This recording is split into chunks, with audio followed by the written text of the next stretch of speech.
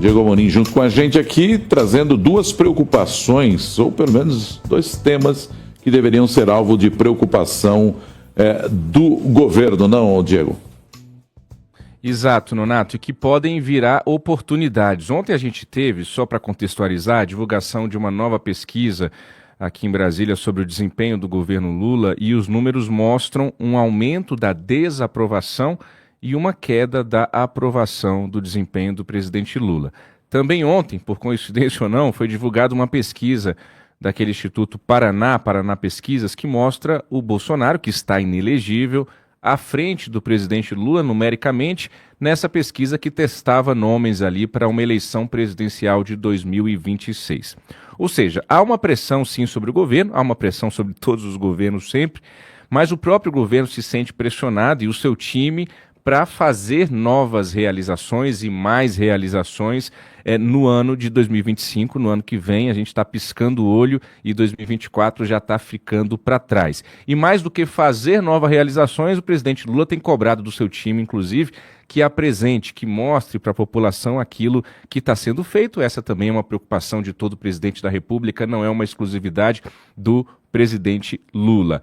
Em 2025, portanto, há uma grande expectativa, inclusive por parte de aliados do governo Lula, de que a coisa solte cada vez mais e deslanche, né? A gente teve aí sempre assim, quando troca de governo, um ano de arrumação da casa, o segundo ano de começar a preparar o terreno para deslanchar, e aí há uma expectativa de que 2025 seja um ano melhor, até do ponto de vista aí de pesquisas de aprovação e desaprovação de desempenho do presidente em 2025. E para isso, Nonato, Michele, ouvinte aqui do jornalismo da Nova Brasil, bons políticos sabem aproveitar boas oportunidades, e as boas oportunidades, assim como na vida da gente na política, surgem em momentos aparentemente ruins. Eu queria só trazer um exemplo do governo anterior, do governo Bolsonaro. Eu acompanhei isso de muito perto lá de dentro do Congresso Nacional, que foi quando surgiu a pandemia da Covid-19, aquele período terrível que parece que faz muito tempo que aconteceu, mas foi praticamente ontem que a gente viveu a pandemia da Covid-19.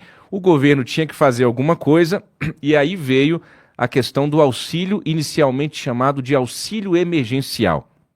Era um momento de tensão, era um momento de desespero, mais de 3, 4 mil pessoas em alguns momentos da pandemia, os momentos mais duros, morrendo por dia em razão da Covid-19, e aí o governo estava um pouco resistente no Palácio do Planalto, ainda comandado pelo ex-presidente Jair Messias Bolsonaro, em fazer alguma coisa ali do ponto de vista social. Sabia que algo tinha que ser feito, mas ninguém sabia o que ia acontecer com a economia, estava todo mundo com medo de gastar, e aí quando vai para o Congresso a coisa vai acontecendo, eles aumentam o valor do auxílio emergencial lá no Congresso. Enfim, para encurtar a história que nós já conhecemos, para dizer que aquilo que era uma grande crise e uma indefinição para o governo Bolsonaro acabou virando o maior programa de distribuição de renda da história do Brasil, à época maior até do que o então Bolsa Família. O auxílio emergencial acaba virando Auxílio Brasil, e o governo Bolsonaro, que inicialmente, eles não admitem isso publicamente, mas eu trago essa apuração para o nosso ouvinte lá daquela época,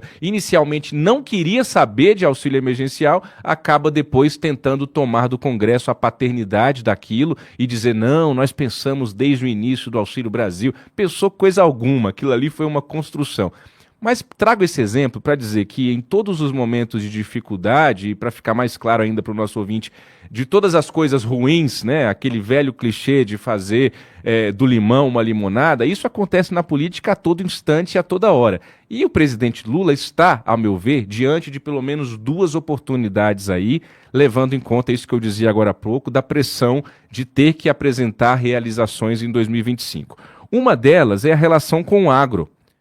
Caiu no colo do governo essa polêmica envolvendo o acordo entre o Mercosul e a União Europeia.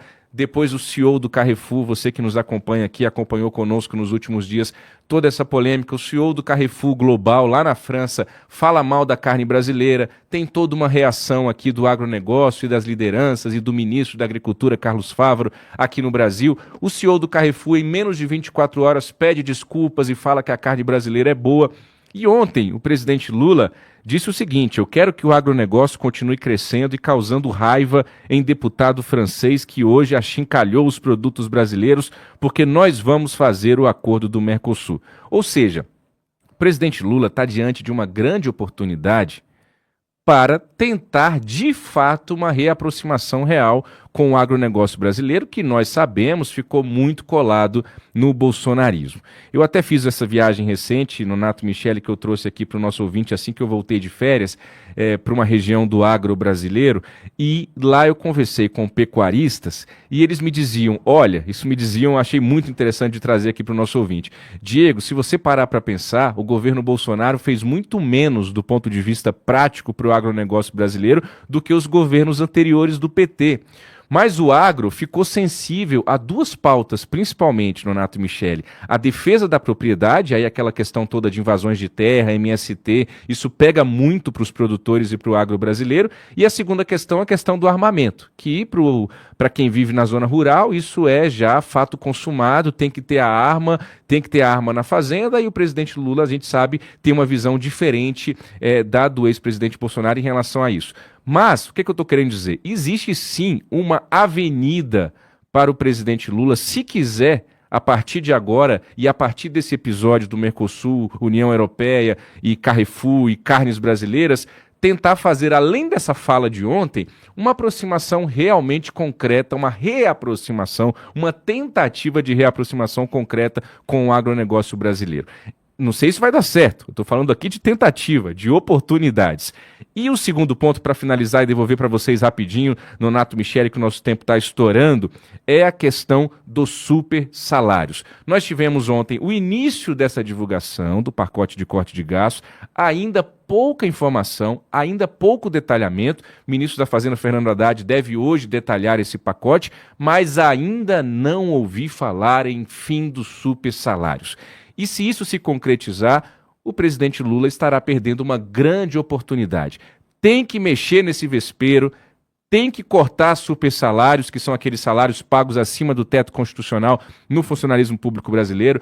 Todo mundo é unânime quando chega para falar publicamente, para dar entrevista, que os super salários são absurdos, que é isso, que é aquilo. Mas ninguém teve coragem, me perdoem a expressão, ninguém teve culhão para mexer nesse vespeiro até hoje nesse país. E o presidente Lula, que está diante de um problema, que é a necessidade de cortar gastos, imediatamente tem essa grande oportunidade. Então, a crise do Carrefour e das carnes brasileiras é uma oportunidade para o presidente Lula se reaproximar do agronegócio, e a necessidade de cortar gastos é uma oportunidade de ouro para esse governo assumir e puxar para si o debate do fim dos super salários. Vamos ver o que nós teremos de concreto nos próximos dias. Nonato Michele, volto com vocês. Tá certo. Obrigado, Diego Amorim, trazendo essa análise aqui para a gente com preocupações e oportunidades aí para o governo. Até amanhã, Diego. Até amanhã. Obrigada, Diego.